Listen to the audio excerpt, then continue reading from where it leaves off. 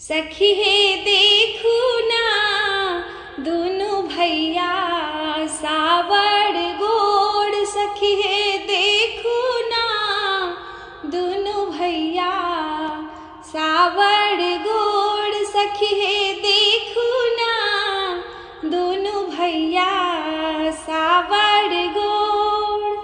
सुनने की आगे आइले बक्सर वाले बाबा। सखी हे सुनने की आगे आइले बक्सर वाले बाबा।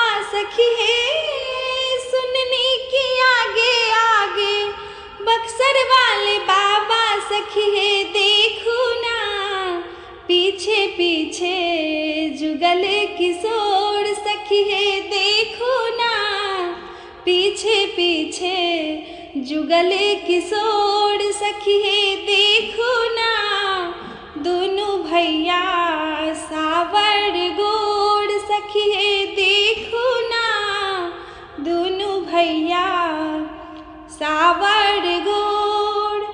अब तक न देखनी हम ऐसन सूरतिया। सखी हे अब तक न देखनी हम ऐसन सूरतिया। सखी हे देखू ना मनवा नयनवा के जोड़। सखी हे देखू ना मनवा नयनवा के जोड़। सखी हे देखू ना दोनों भैया सावर गोड़। सखी हे देखू ना दोनों भैया सावर गोड़।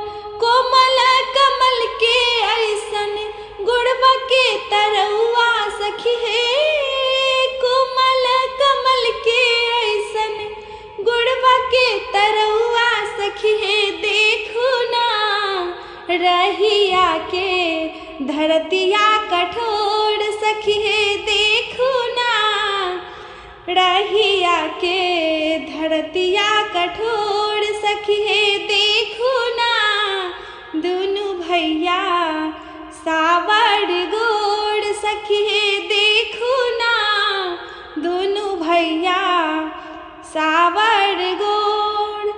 मंगला से पैतीन के अखियों में बसैती। सखी हे मंगला से पैतीन के अखियों में बसैती। सखी हे देखू ना जियरा जुड़ैती विभोर। सखी हे देखू ना जियरा जुड़ैती विभोर। सखी हे देखू ना दोनों भैया सावर गोड़। सखी हे देखू ना दोनों भैया सावर गोड़।